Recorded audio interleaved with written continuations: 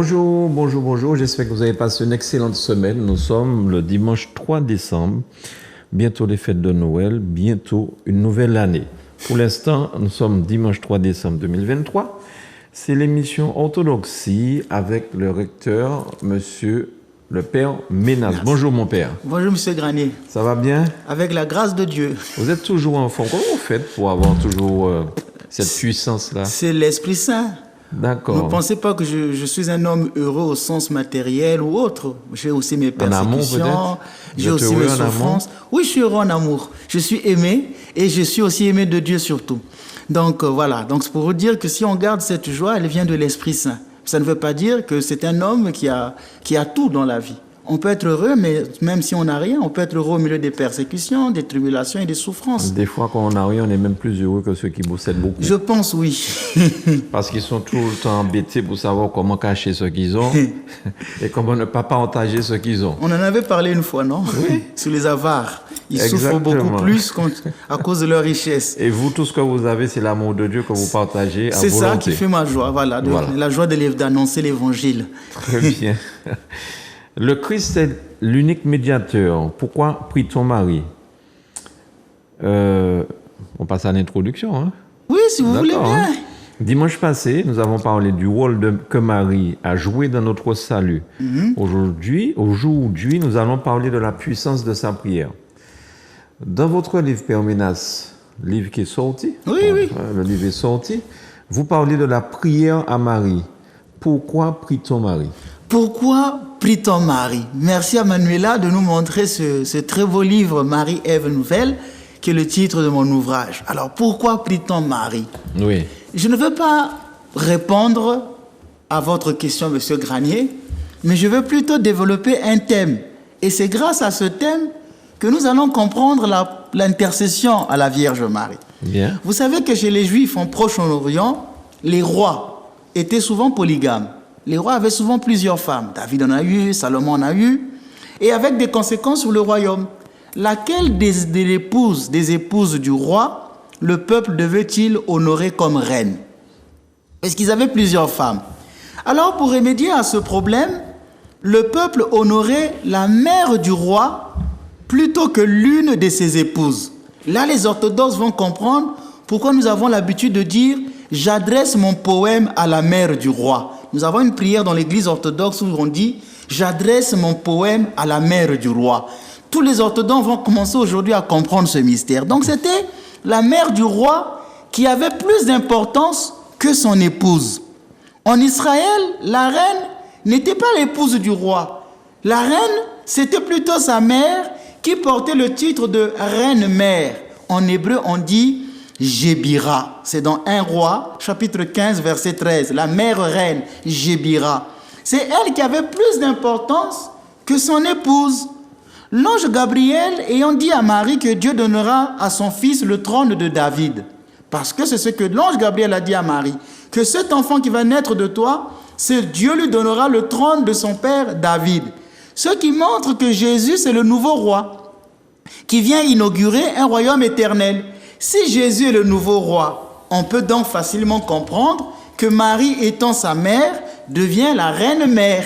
Oui. Ça, c'est facile à comprendre. Oui. Si Jésus est le nouveau roi, donc sa mère devient la reine-mère. Marie, c'est la mère du roi. La reine-mère, dans l'Ancien Testament, était toujours citée dans la généalogie de chaque nouveau roi. Lorsqu'un roi était intronisé chez les Juifs, il fallait nécessairement citer sa mère. Et quand vous allez voir dans 1 Roi 14, verset 21, on nous parle de cela. 1 Roi 15, 1 à 2, 9 à 10, 2 Rois 8, 25 à 26. Il y a plusieurs chapitres bibliques. Les gens liront ça dans mon livre, sur la partie où je dis comment cela se fera-t-il, comment la mère de mon Seigneur vient jusqu'à moi. Comment la mère de mon Seigneur vient jusqu'à moi. Sur ce chapitre-là, les gens liront tous ces passages où je montre que chaque fois qu'un roi était intronisé, ipso facto, on devait citer le nom de sa mère. Or, comme vous voyez dans le monde moderne, quand un roi est intronisé, on parle plus de son épouse, oui, mais pas de sa mère. Or, chez les Juifs, c'est le contraire. Tous les Juifs attendaient le Messie. Et tous devaient donc se poser la question de savoir, quand viendra le Messie, qui sera la reine-mère? Pour les Juifs, ce n'est pas son épouse. C'était plutôt, mais qui sera la mère du roi? En mentionnant le nom de Marie dans la généalogie de Jésus, Matthieu et Luc mentionnent le nom de Marie. En fait, ils répondent à cette attente, puisque le nom de la mère du roi était toujours cité à son intronisation. Ainsi, le fait de mettre le nom de Marie dans la généalogie de Jésus, cela nous montre que Marie, c'est la mère du roi. Et lorsqu'Élisabeth salue Marie, il dit, mais comment cela se fait-il que la mère de mon Seigneur vienne à moi? Le mot Seigneur, ici en grec, c'est Kyrios, la mère de mon Seigneur. Et Kyrios, c'était un nom qui était réservé à Dieu et à Dieu seul. Donc, Élisabeth montre que Marie, c'est la mère de Dieu, mais c'est la mère du roi. Et Élisabeth salue Marie, alors qu'Élisabeth est plus âgée que Marie. Mais Élisabeth salue Marie comme une personne de qualité royale. Elle est étonnée, comme si Élisabeth se faisait toute petite devant Marie. Mais comment cela se fait-il que la mère de mon Seigneur vienne à moi? Comme autrefois, David dans l'Ancien Testament disait, mais comment l'arche d'alliance peut-elle venir dans ma maison? Donc ce cri-là montre de l'admiration devant une personne qui est plus grande que vous. Donc Élisabeth salue Marie comme une personne de qualité royale. Dans la Bible, maintenant on va encore revenir. J'ai posé les bases. Élevons le niveau. Oui. Monsieur Granier, élevons le niveau. Chers téléspectateurs, on va bien suivre. La première figure de cette reine-mère, qui était la première reine-mère chez les Juifs, eh bien c'est Bethsabée, qui était l'ancienne épouse d'Uri, qui est devenue la femme de David. David a épousé Bethsabée. C'était d'abord la femme d'Uri. Et après, David, après la mort d'Uri, va épouser Bethsabée. Et Bethsabée, quand il est devant David, Bethsabée appelle son mari David par mon Seigneur. C'est dans 1 Roi chapitre 1, le verset 16 à 17 et le verset 31. Bethsabée, l'épouse de David, s'incline devant son mari et l'appelle mon Seigneur. Maintenant, Bethsabée a eu un fils, c'est Salomon. Et quand son fils Salomon prend le règne et devient le roi d'Israël, tout à coup les rôles sont inversés. Bethsabée ne s'incline pas devant son fils. Il s'inclinait devant son mari. Mais cette fois-ci, c'est son fils qui s'incline devant sa mère. C'est dans 1 Roi chapitre 2 verset 19. Bethsabée se rendit chez le roi Salomon pour lui parler en faveur d'Adonias. Le roi se leva, vint à sa rencontre et se prosterna devant elle. Puis il prit place sur son trône. Il fit installer également un trône pour la mère du roi et elle prit place à sa droite. 1 Roi chapitre 2 verset 19. Donc Salomon s'incline devant sa mère et le fait asseoir à sa droite. Vous allez bien suivre parce que cela est révélateur. Je vais dire quelque chose tout à l'heure. Même nos frères, parce que je m'adresse à des publics variés, même nos prêtres catholiques vont dire, mais tiens, ça on ne le savait pas. Je vais vous l'expliquer. Laissez-moi aller doucement et suivez bien. Salomon fait asseoir sa mère à sa droite et s'incline devant elle. Dans les textes hébreux, Salomon fait apporter un trône. Dans le texte grec, on a mis le mot phronos. Certains bibles de protestants, parce qu'ils veulent parfois essayer de ne pas prêcher sur Marie, écrivent « Salomon prit un siège ». Mais ce n'était pas le mot siège. Dans le grec biblique, c'est le mot phronos, qui veut dire un trône. Ce n'était pas une chaise naturelle. Comme là, je suis venu, la chaise sur laquelle je m'assois, tout le monde vient sur ce plateau ici asseoir. Bien sûr. Vous voyez, mais il y a une chaise qui est réservée pour le roi et une chaise qui est réservée pour la reine, où personne n'a le droit de s'y asseoir. Quand vous allez dans notre paroisse, nous avons une chaise là qui est réservée à l'évêque. Personne n'a le droit de s'asseoir là. Ça représente l'autorité du Christ. Moi, j'ai une chaise dans l'église où aucun fidèle n'a le droit de s'y asseoir. C'est réservé au prêtre parce qu'il est l'image du Christ. Il représente l'autorité du Christ dans l'église. Et donc, cette chaise est appelée phronos. Ce n'est pas une chaise naturelle. Commencez à bien suivre ce que je dis parce que là, on dit que Salomon prit un siège. Mais dans la Bible, ce n'est pas siège, c'est phronos. Il prit un trône. Maintenant, nous venons de poser cela. Ainsi, ce sont les rois et les reines qui sont assis sur un trône. Seuls les rois et les reines s'assoient sur des trônes. Dans son Magnificat, Marie dit, il s'est penché sur son humble servante. Il renverse les puissants de leur trône et il élève les humbles. Si nous lisons ce chapitre dans le contexte de Reine-Mère, Marie laisse entendre que Dieu a vu son humilité pour la faire asseoir sur un trône. Il élève les humbles pour les faire, il renverse les puissants de leur trône et il élève les humbles. Marie, c'est la première humble qui s'est abaissée Nous avons parlé de ça dimanche passé quand je disais dans la kénose que Marie aussi a vécu sa kénose parce qu'elle s'est abaissée devant Dieu. Et voilà qu'elle se laisse entendre que Dieu l'a fait asseoir sur un trône. Vous aviez dit aussi, celui qui s'abaisse Sera va élevé. Allons-y. Salomon fait asseoir sa mère à sa droite, sur un trône. La reine-mère était donc assise à la droite du roi. Le psaume 44, le verset 10 dit « Parmi tes bien-aimés sont des filles de roi. À ta droite, la préférée, sous les ors d'Ophir. » Ce geste de Salomon de faire asseoir sa mère à sa droite, ce n'est pas seulement un geste honorifique. Suivons bien, ce n'est pas seulement un geste honorifique, mais une véritable transmission de pouvoir. Cela veut dire que la reine-mère partage l'autorité royale de son fils. Elle est la reine-mère qui gouverne avec lui sans que son pouvoir ne soit affaibli ou menacé. Ce n'est donc pas un geste honorifique, mais c'est un partage de pouvoir. Elle est à sa droite parce qu'elle partage le pouvoir du roi. Elle commande avec le roi sans que son pouvoir ne soit diminué. Et Marie fait allusion en disant que le Seigneur me fait asseoir sur un trône. Avec son Magnificat, on peut le comprendre. Or, en Matthieu chapitre 2, on trouve plusieurs fois l'expression « l'enfant et sa mère ». Quand Matthieu écrit, il dit toujours « l'enfant avec sa mère »,« l'enfant et sa mère ». Il l'écrit plus de 4 fois dans son évangile. Cette expression évoque l'idée de Marie joue un rôle de mère qu'elle tient auprès du Christ. Marie est assise à la droite de son fils. Je disais que beaucoup de catholiques vont être surpris de ce que je suis en train de dire, ils le savent. Mais ils vont encore être surpris parce que de manière pratique, souvent on ne le sent pas. J'étais dans une paroisse catholique, j'ai visité un prêtre qui m'avait invité et j'ai vu que l'image de la Vierge Marie était à gauche et l'image du Christ à droite. J'ai dit mais pourquoi l'image de la Vierge est à gauche? Il me dit ben c'est comme ça, on a mis, on a même la Vierge Marie, on a mis. Dans l'église orthodoxe, l'image de la Vierge Marie est toujours placée à droite.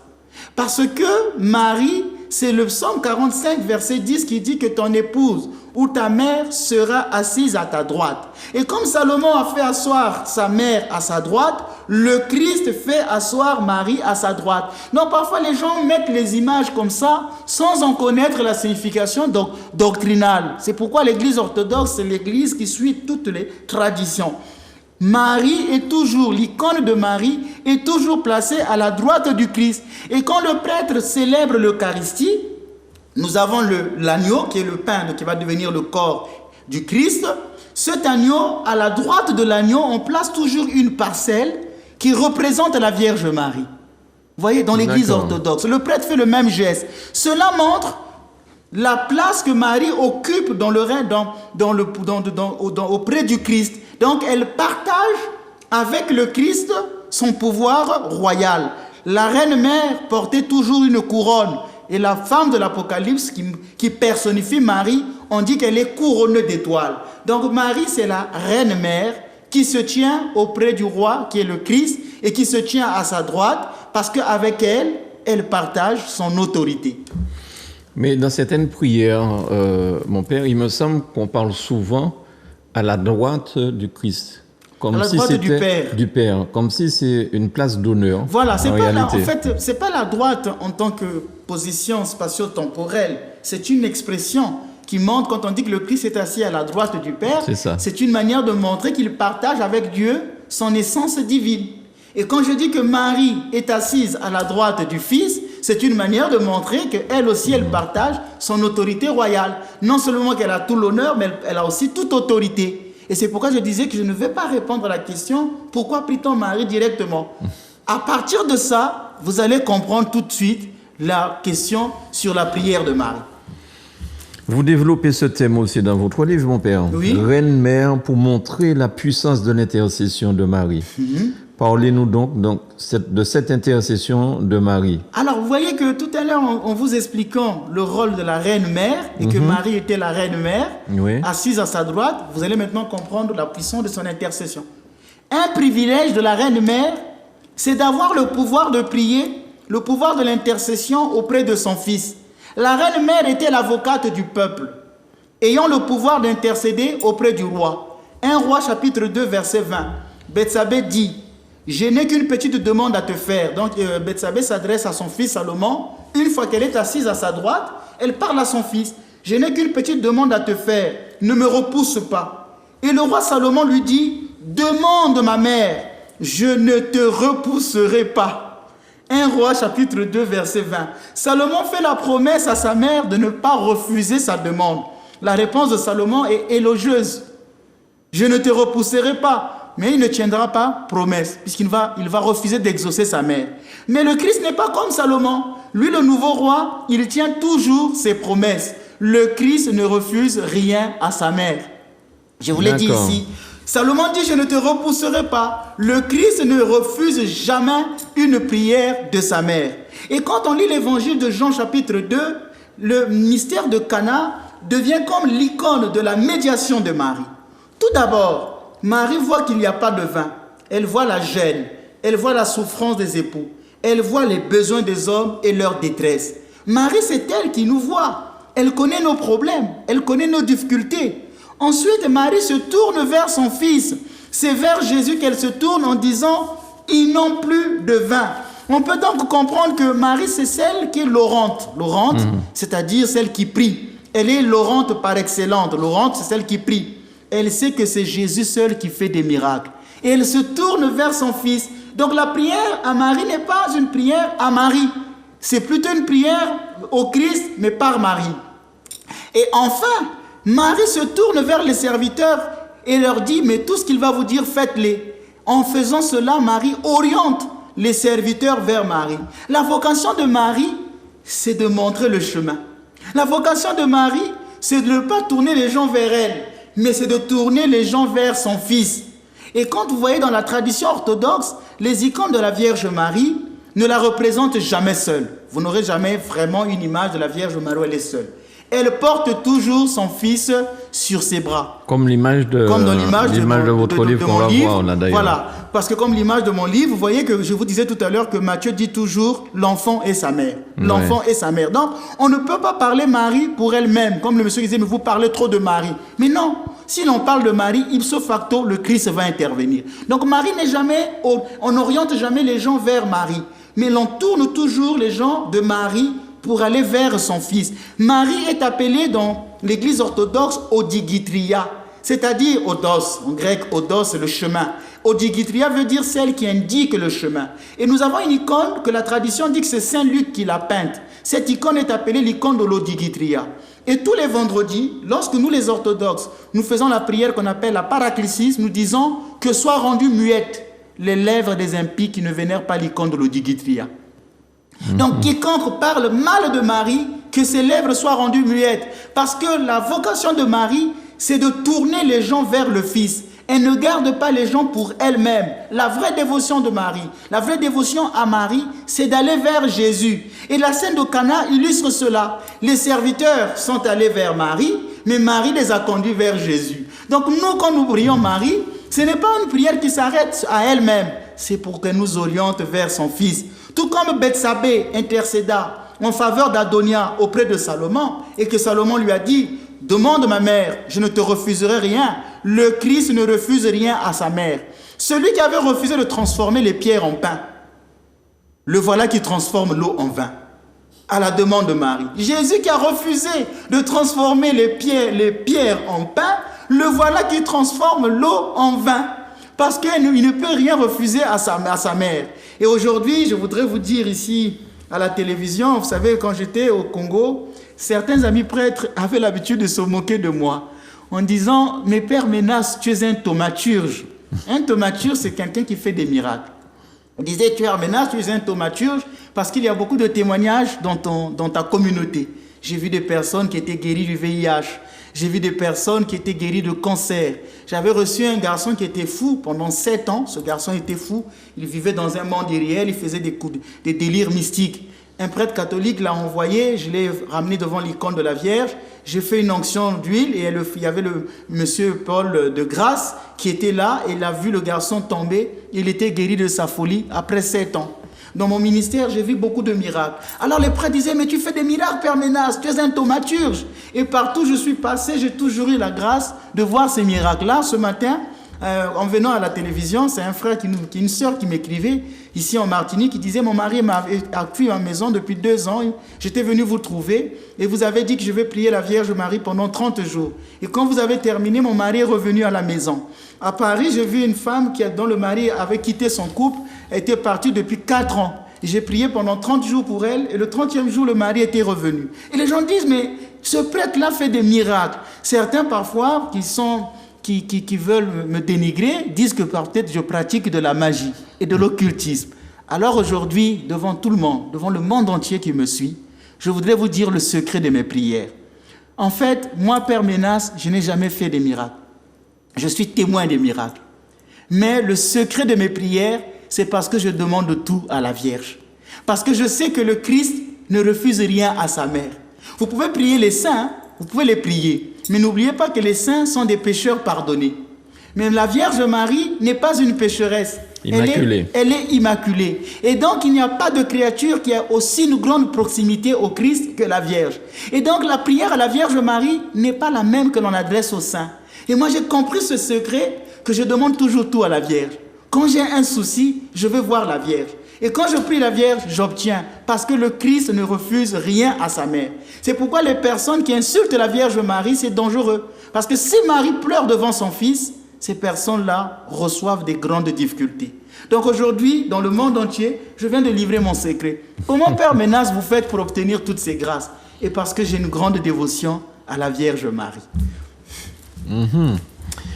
Père Ménas, le Christ est l'unique médiateur.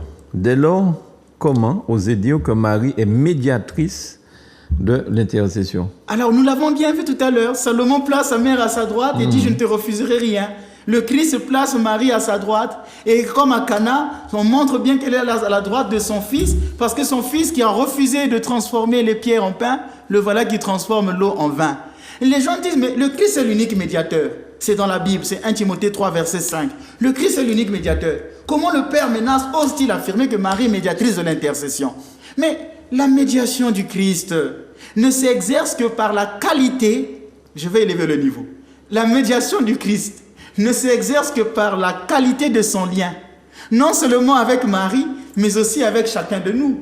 Tout ce que Jésus dit est fait. Il le dit et il le fait, non pas parce qu'une force mystérieuse l'habite, mais parce qu'il vit jusqu'au bout sa relation avec Marie. C'est dans sa proximité avec Marie et avec chacun de nous que le Christ agit. Le niveau est un peu trop élevé. Tout à l'heure, je vais descendre. Nous pouvons donc affirmer en toute vérité qu'aucune créature n'a jamais eu cette proximité au Christ que la Vierge Marie. C'est la créature la plus proche du Christ. Elle est l'inséparable du Christ. Là où est le Christ, Marie y est. Et là où est Marie, le Christ y est. Les saints que nous prions sont des pécheurs pardonnés. Mais Marie, elle est immaculée.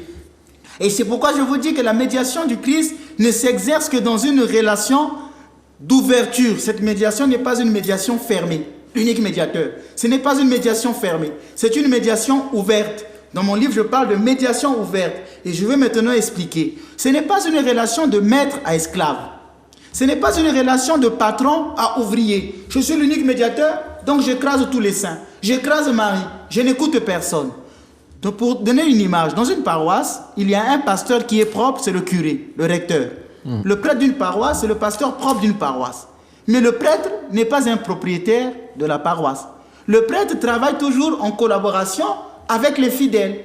Moi, dans ma paroisse, sans mes fidèles, en tout cas, je n'allais pas mieux faire mon ministère. C'est grâce à ces fidèles que je fais mieux mon ministère. Quand j'arrive, les fidèles sont là. Ils vont animer la prière du chapelet. Ils vont faire, quand je dis chapelet, ici c'est la prière du cœur. On peut confondre avec le chapelet catholique. Ils vont faire la prière du chapelet, donc la prière du cœur. Seigneur Jésus-Christ, Fils de Dieu, pitié de moi, pécheur. Ils vont animer les offices, ils vont lire les psaumes. Nous sommes dans un sacerdoce ici qui devient baptismal commun. Les fidèles jouent un rôle. Donc le prêtre n'est pas là pour écraser les fidèles, mais il est là pour travailler avec les fidèles. Pourtant, c'est le pasteur propre de la paroisse. Ce n'est pas parce que le prêtre est le pasteur propre que les autres fidèles ne jouent rien, ne font rien. Donc nous tous, en tant que peuple des baptisés, en tant que peuple de Dieu, les fidèles jouent un rôle. Et donc la médiation du Christ, il faut la voir non pas dans une relation de maître-esclave. Il est l'unique médiateur, mais sa médiation, la médiation du Christ est une médiation ouverte. C'est grâce aux anges, c'est grâce aux saints que nous pouvons nous approcher du Christ. Donc, Depuis les origines de l'Église, les chrétiens ont toujours prié les uns pour les autres. Dans Apocalypse chapitre 5, le verset 8, il est écrit « Quand l'agneau eut pris le livre, les 4 vivants et les 24 anciens se jetèrent à ses pieds. Ils tenaient chacun une cithare et des coupes d'or pleines de parfums qui sont les prières des saints. » Donc l'Apocalypse 5, verset 8 nous montre qu'il y a les prières des saints qui montent devant Dieu. Donc le Christ n'est pas l'unique à prier devant son Père. Il n'est pas l'unique intercesseur, puisque la Bible nous parle de la prière des saints. Et nous savons qu'en premier lieu se tient la Mère de Dieu, la Vierge Marie. Les gens me disent, mais pourquoi prie-t-on Marie? Mais les gens vont bien aller voir leur pasteur dans les églises. Ils disent, pasteur, priez pour moi. Je vois beaucoup de gens je même vois la télévision, je vois des gens qui disent, pasteur, je suis malade, imposez-moi les mains. Pasteur, intercédez pour moi. Je vois des émissions à la télévision où les gens appellent en direct. Pasteur, j'ai mal à la tête, priez pour moi. Mais pourquoi le pasteur ne dit pas, adressez-vous directement à Dieu?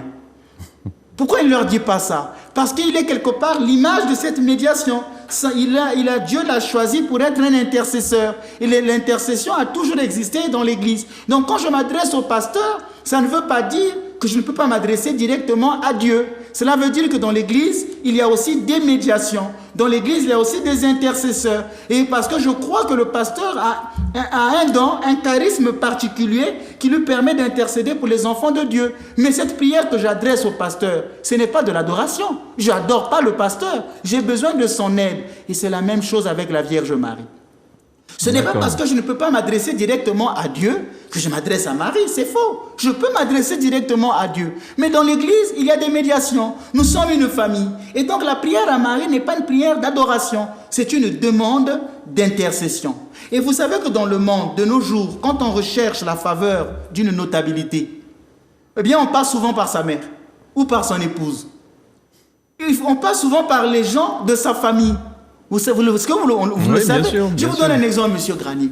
M. Grani ne m'avait pas connu comme ça. Je donne un témoignage public. Comment j'ai fait pour connaître M. Grani pour passer à Zouk TV? Eh bien, parce que j'ai une fidèle de ma paroisse qui est un de vos parents. J'ai dit, mais moi, j'ai toujours voulu avoir des émissions. Et il est venu vers vous. Il a trouvé Manuela. Il a discuté. Non, mais c'est le prêtre de notre paroisse. Et peut-être, je ne sais pas, hein, par rapport à cela, parce que je sais que vous êtes très sélectif. Par rapport à cela, vous avez... Oui, je sais que vous êtes sélectif. Vous ne voulez pas qu'on vienne faire tout et n'importe quoi ici à cette télévision qui vous est chère. C'est quand même le fruit de votre souffrance. Mais parce qu'il y a une personne qui a plaidé mon cas auprès de vous. Et vous avez dit, laissez venir le prêtre, nous allons discuter. Donc c'est pourquoi je viens de dire, dans nos jours, quand on veut avoir la faveur d'une notabilité, on passe souvent par sa mère ou par son épouse. Et vous avez remarqué, j'ai jamais fait attention à ça, mais vous parlez là de 2 femmes. Ma petite sœur. Oui, votre petite sœur. Ma petite sœur, Gisèle, et Manuela. Et Manuela qui ont plaidé mon cas auprès de votre haute autorité, M. Grani. Mon père. Vous voyez que quand on veut la faveur d'une personne, il faut passer par son épouse, il faut passer par sa mère. Et pourquoi nous, quand on veut avoir la faveur de Jésus, ne devrons-nous pas passer par sa mère? D'autant plus que le Christ ne refuse rien à son fils. Marie a plus de crédit auprès de Jésus. S'adresser à Marie, ce n'est pas l'adorer, mais c'est une demande d'intercession. Mais dans une famille normale, mon père, de toute façon, une mère porte son enfant pendant 9 mois. J'ai l'impression que ça crée des liens entre cet enfant qui va naître, qu'il soit garçon ou fille, et sa maman. Oui, c'est pas la même chose, la maman et le père, et le papa. Ce n'est pas la même chose. C'est pas du tout la même chose. Donc, de toute façon, ça explique aussi ce que vous êtes en train de dire. Hein. Ça me permet, en faisant cette image, de mieux comprendre ce que vous expliquez.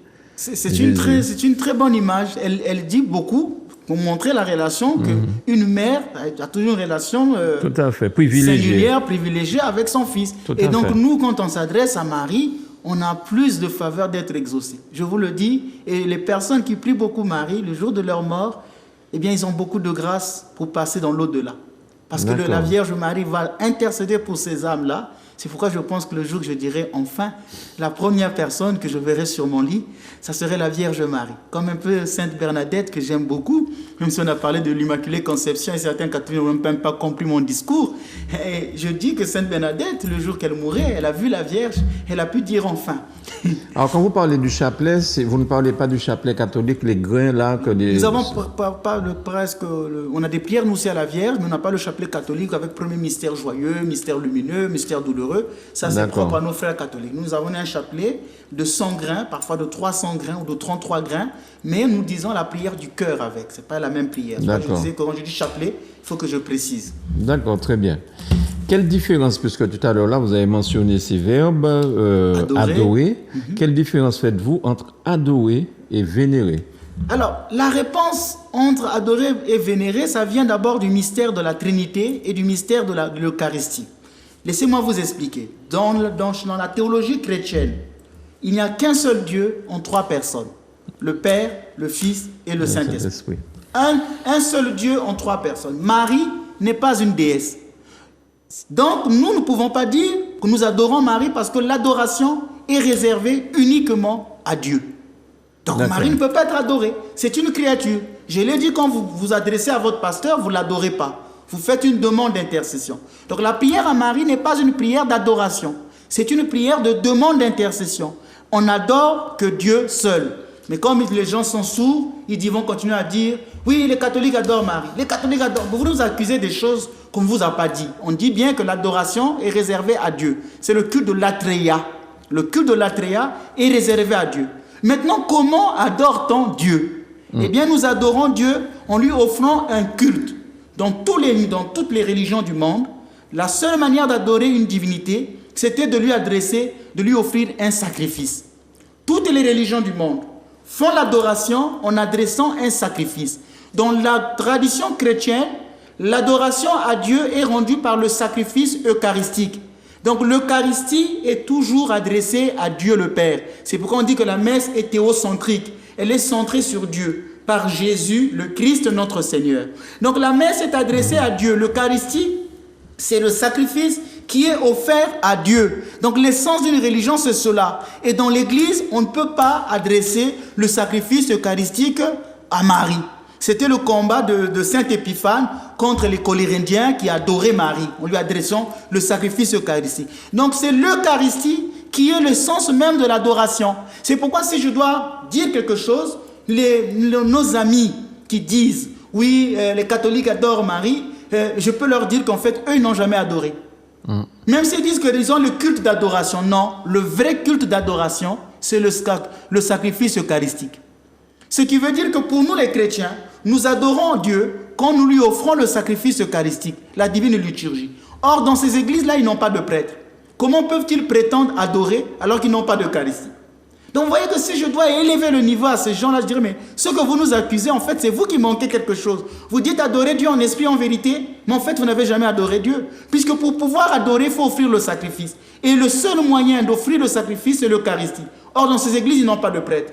Ils n'ont pas d'Eucharistie. Donc on peut dire que, je vais dire quelque chose qui va scandaliser, peut-être que c'est ça, le lieu de l'émission aussi, parfois essayer de raviver les grands thèmes et faire réfléchir. Les protestants n'ont jamais adoré Dieu parce qu'ils n'ont pas l'Eucharistie. Ils n'ont pas de divine liturgie. Donc on ne peut pas parler proprement dit d'adoration. Ce culte leur rapproche du Christ, mais on ne peut pas parler pleinement d'adoration. L'adoration, c'est l'Eucharistie. Et nous adressons notre Eucharistie par la Vierge Marie au Christ. Donc les chrétiens, quand ils vont à la messe, ils adorent vraiment Dieu. Mais ils n'adorent pas Marie. Alors, quand on prie Marie, je vous salue Marie. Pleine de grâce, le Seigneur est avec vous, oui. Vous êtes bénie entre toutes les femmes, c'est ça? Et la suite, petit, je disais, à l'heure de notre mort. Oui, c'est Sainte Marie, Mère de Dieu, priez pour nous à l'heure de notre mort. Oui. Et maintenant, on dit à l'heure de notre délivrance. Je ne sais pas, je ne connais pas trop bien cette traduction. C'est une prière qui est proprement catholique. Nous l'avons tous faite quand on était des très bons catholiques. Dans l'Église orthodoxe aussi, elle existe. Mais elle est dite en d'autres termes aussi. Mais le but, c'est toujours prier pour que Marie veille sur notre mort. Et je venais de le dire tout à l'heure, que les personnes qui prient beaucoup Marie sont assistées d'elle le jour de leur mort. C'est pour ça que j'ai pensé à ça. Voilà. La prière, mais la prière à Marie n'est pas de l'idolâtrie. N'est-ce pas une idolâtrie, c'est ça que vous voulez dire? Oui. Voilà. Est-ce que la prière à Marie est une idolâtrie? N'est-ce pas, pardon, de l'idolâtrie. Alors, je viens de le dire tout de suite que l'adoration est réservée à Dieu et que le sacrifice eucharistique est offert à Dieu et non à la Vierge Marie. Comment peut-on dire que la prière à Marie est une idolâtrie alors que Marie, son but, c'est de nous conduire vers Jésus? L'idolâtrie, c'est ce qui ne conduit pas vers Dieu. Une idole, c'est ce qui n'est pas Dieu. C'est ce qui m'éloigne de Dieu. L'argent peut être une idolâtrie. Même la manière de lire la Bible peut être idolâtrique quand elle m'éloigne de Dieu. Elle m'éloigne de la vraie révélation.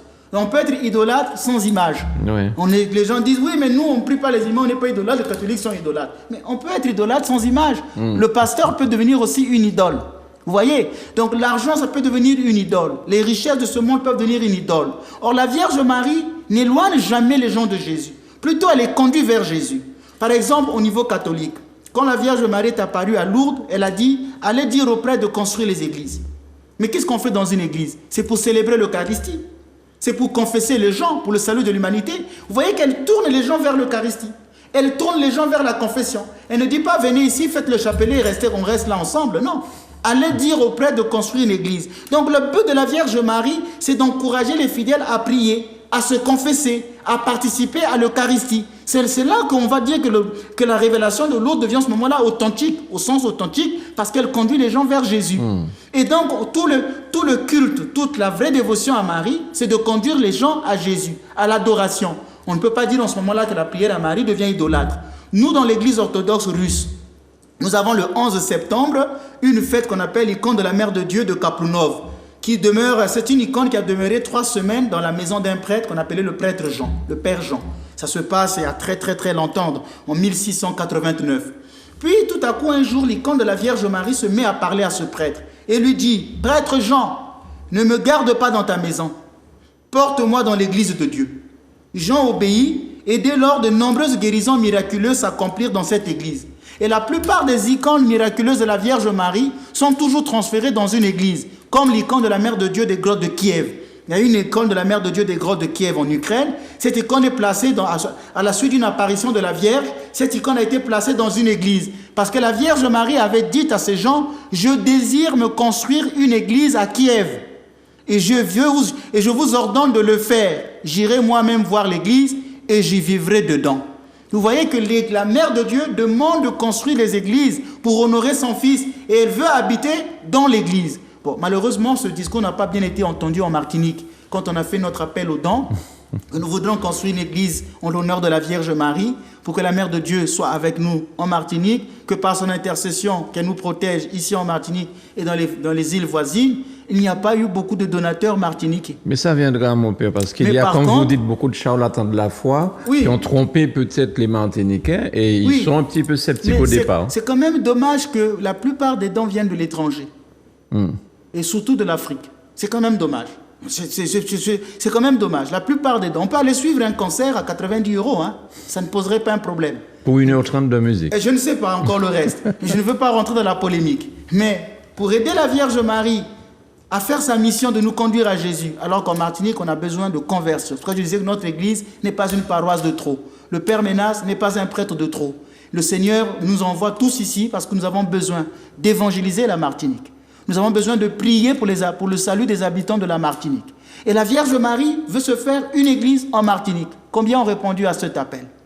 Vous voyez, elle dit au prêtre Jean, conduisez-moi dans l'église. Et nous avons une icône de la Vierge Marie dans l'église. Tous les jours, nous prions. Donc la Vierge Marie, son rôle, c'est de nous conduire à Jésus. Elle ne peut pas être en ce moment-là, on ne peut pas dire qu'elle est idolâtrique. Son rôle, c'est de nous conduire à Jésus. Elle est l'image du prêtre, la Vierge Marie. C'est la première qui a vu le sang de son fils être versé le jour de la circoncision.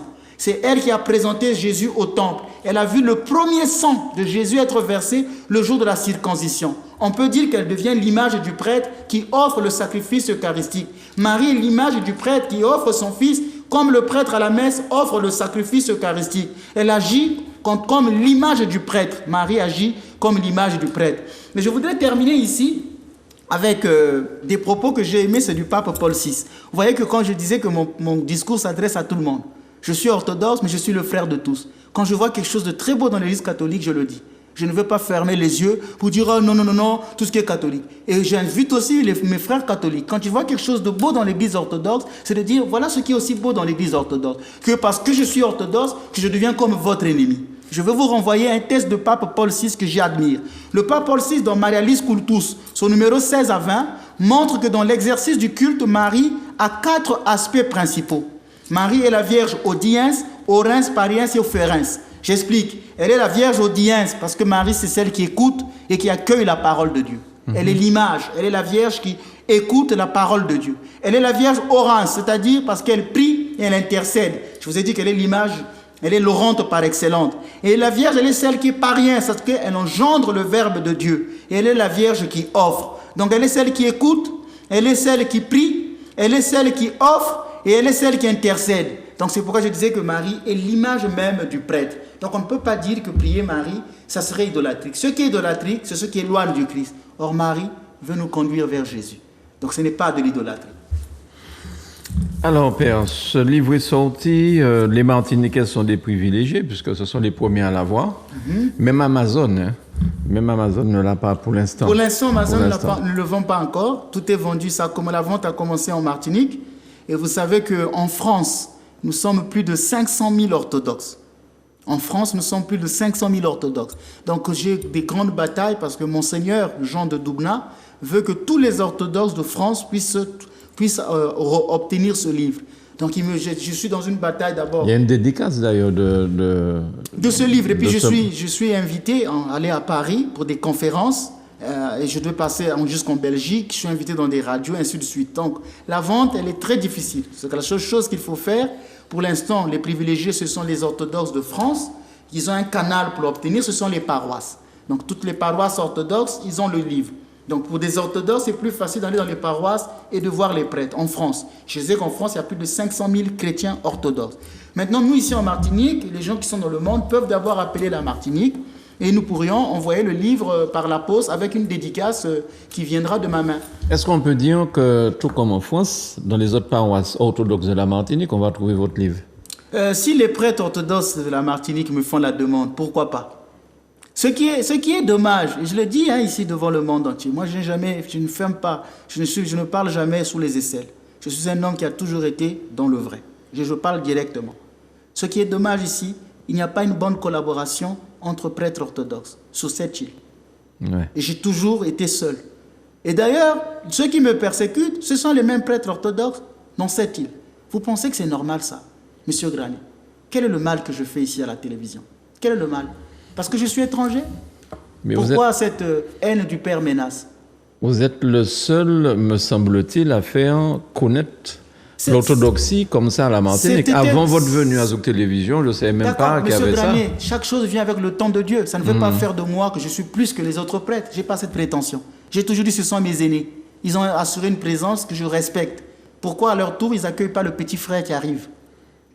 Pourquoi ils n'accueillent pas le petit frère? Je n'ai pas dit que je suis venu prendre leur place. Le petit frère dont vous parlez fait de l'ombre. Je ne sais pas. Chacun donnera son interprétation, mais à la face du monde, j'ai dit que... C'est là quand je disais que les prêtres doivent être propriétaires de leur paroisse. Parce qu'aujourd'hui, ce sont mes aînés. Il n'y a pas un âge pour mourir. Je peux mourir avant. Mais si l'enfant est dans le pourcentage, ils peuvent mourir avant moi. Et si jamais ils venaient à mourir, que font-ils de leurs fidèles? Où vont-ils aller? Pourquoi ne pas collaborer pour le salut des âmes? Pourquoi pour notre petite personne, on veut garder les fidèles comme si c'était un bien matériel? Ce livre-là, il pouvait m'appeler et me dire, mais tiens, Père Ménas, viens faire une conférence dans notre paroisse. Moi, quand mon évêque est venu, je les ai invités. Personne n'est venu. Et il y a même des gens qui sont en train de véhiculer des faux messages. Ah, la paroisse du Père Ménas, c'est une secte. Ah bon? Mon évêque est venu ici. Mon évêque est reçu jusqu'au pape François. Il y a des évêques catholiques qui le visitent. En France, il y a des églises catholiques qui donnent des paroisses à notre évêque. Nous sommes devenus une secte. Sur l'image, il y a le patriarche Kirill qui apparaît sur l'image de cette émission. Pourquoi le patriarche Kirill ne m'appelle pas pour dire enlevez mon image, je ne fais pas partie de votre. Donc le patriarche Cyril, c'est une secte. Le pape François a tout fait pour le rencontrer, ils ont discuté. C'est devenu une secte. Et des gens qui véhiculent ça, non, là-bas c'est une secte. Et les gens ici ne sont pas éclairés, ils n'ont pas la jojote pour se rendre compte que mais tout ça, ce n'est que mensonge. Depuis que j'arrive, je ne vis que des mensonges ici. Beaucoup de gens aiment mentir ici. Pourquoi ce mensonge dans nos bouches? Le père du mensonge, c'est le diable. Le père de la division, c'est le diable. Donc, merci pour me poser la question. Je relance pour dire ici, je ne suis pas là pour faire de l'ombre aux autres. Je suis venu pour parler de Jésus-Christ et de Marie. En tout cas, le mensonge des uns et des autres ne vous touche guère parce que je vois que votre église est remplie de plus en plus. Et il faut rajouter des chaises pour permettre aux gens de suivre vos prières. Donc, comme on dit chez nous, laissons parler les gens. Très bien. Et travaillons, avançons. Le livre est sorti. Comment avoir le livre? Manuela va nous mettre ça directement à l'antenne. Téléphone, adresse, et voilà. 1442 Bois Carré au Lamentin. Et vous avez 2 numéros de téléphone portables. L'un c'est 61 54 13, le deuxième c'est 60 51 61. Donc ils ont toutes les informations. Et avec la vidéo qui va passer après, avec la vidéo qui va passer. La vidéo, oui, bien sûr, tout à fait. Père, merci une fois de plus. Je vous souhaite un excellent dimanche, une bonne semaine. Et revenez-nous en forme comme tous les dimanches, comme chaque fois. Merci. Merci à vous, merci à Manuela, et puis merci à vous de nous avoir suivis. Passez un excellent dimanche à vous aussi. Excellente semaine. La semaine prochaine, même heure, même antenne. La paroisse Notre-Dame de l'Action Estime est entrée avec joie et ferveur dans une année mariale qui a commencé ce 1er octobre 2023 et terminera le 11 juin 2024. La scène de Cana nous donne 3 leçons sur la puissance de l'intercession de la Vierge Marie. Tout d'abord, on manqua de vin. Marie voit qu'il manque de vin. Elle voit le besoin, la souffrance des époux. Marie est celle qui voit nos besoins, notre détresse. Ensuite, elle se tourne vers son fils. Ils n'ont plus de vin. Elle est la médiatrice de l'intercession, l'orante par excellence. Elle sait que c'est Jésus seul qui fait des miracles. Quand nous prions Marie, il ne s'agit pas au sens technique d'une prière, mais d'une demande d'intercession. Enfin, elle se tourne vers les serviteurs à Cana et les oriente vers le Christ. Faites tout ce qu'il vous dira. La vocation de Marie est de montrer le chemin. Elle ne tourne pas les gens vers elle, mais vers son Fils. Et voilà que le miracle se produit. L'eau se transforme en vin. Le Christ ne refuse rien à sa mère. Celui qui a refusé de transformer les pierres en pain, le voilà qui transforme l'eau en vin. Pour bénéficier des grâces durant cette année mariale, vous pouvez venir prier avec nous dans notre paroisse et pour ceux qui sont à l'étranger, passer une semaine de retraite spirituelle ici en Martinique. Nous vous invitons de lundi à vendredi de 16h30 à 18h pour des célébrations et acatistes à la Mère de Dieu. Ce sont des prières de louanges et de supplications adressées à la Vierge Marie. Chaque samedi à 14h, vous pouvez participer à la messe divine liturgie. C'est le temps favorable pour vous de brûler des bougies, des cierges auprès de l'icône de la Vierge et de boire de l'eau de la fontaine de la Mère de Dieu ou de la puiser pour vos malades et enfants. Vous pouvez demander aussi 30 jours de messe ou d'office d'intercession au prix de 50 €. En aucun cas la grâce reçue ne dépendra de cette somme. La paroisse Notre-Dame de l'Action Estime est située au 1442 Bois Carré au Lamentin. Pour toute autre information, vous pouvez consulter notre site www.paroisseorthodoxedemartinique.org. Vous pouvez nous écrire un mail paroisseactionestime@gmail.com. Vous pouvez contacter le secrétariat de notre paroisse, soit en appelant, soit par WhatsApp au 596 696 61 54 13 ou 596 696 60 51 61. Pour approfondir les mystères de la foi, vous pouvez vous abonner sur notre page YouTube Père Ménas. Chacun est invité à se tourner vers Marie, qui nous invite à nous tourner vers le Christ. Amen.